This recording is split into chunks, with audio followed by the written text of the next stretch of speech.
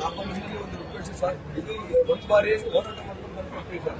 ಎರಡನೇ ಬಾರಿ ತಾವೇ ತಗೊಂಡ್ರೆ ಮೌನ ಮೆರವಣಿಗೆ ರೂಪದಲ್ಲಿ ಬಂದು ನಾವು ಕೊಟ್ಟಿದ್ದೀವಿ ಸರ್. ಇವಾಗ ನಮ್ಮ ಜೀವನ ಅಸ್ತವ್ಯಸ್ತವಾಗಿದೆ ಸರ್. ಒಂದು ಕಡೆ KSRTC ಬಸ್ ಮಾಡಿರೋರಿಗೆ ನಾವು ಮನೆಗೆ ಜನ ಮಾಡೋಕ್ಕಾಗಲ್ಲ. ಮತ್ತು ಈಗ ಹುಡುಗರು ಬೇರೆ ಒಂದು ಕಡೆ ಕಾಟ. ಟೋಟಲ್ 200 ಗಾಡಿಗಳು ರಾಪಿಡ್ ಓಡ್ತಾ ಇದ್ದಾರೆ ಸರ್. ಯಾವ ಒಂದು ಆಧಾರದ ಮೇಲೆ ಹಾಸನದಲ್ಲಿ ರಾಪಿಡ್ ಅವರು ಬುಕ್ ಮಾಡ್ಕೊಂಡು ಹೊಡಿತಾ ಇದ್ದಾರೆ. ಮತ್ತೊಂದು ನಮ್ಗೆ ಬೇಕು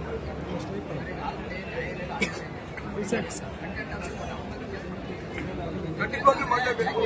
ಇಲ್ಲ ನೀವು ಸಾರಿಗೆ ಇಲಾಖೆಗೆ ನಮ್ಮ ಆಟೋಗಳು ಈಗ ಶಿಕ್ಷಣ ನಮ್ಮನ್ನ ಹೇಳ್ಕೊಂಡು ಪರ್ಮಿಷನ್ ಇಲ್ಲ. ಬೈಕ್ ಪಡಕ್ಕೆ ಜಾಸ್ತಿ ಯಾವ ಸರಿ ಹೇಳ್ಬೋದು ಆಟೋ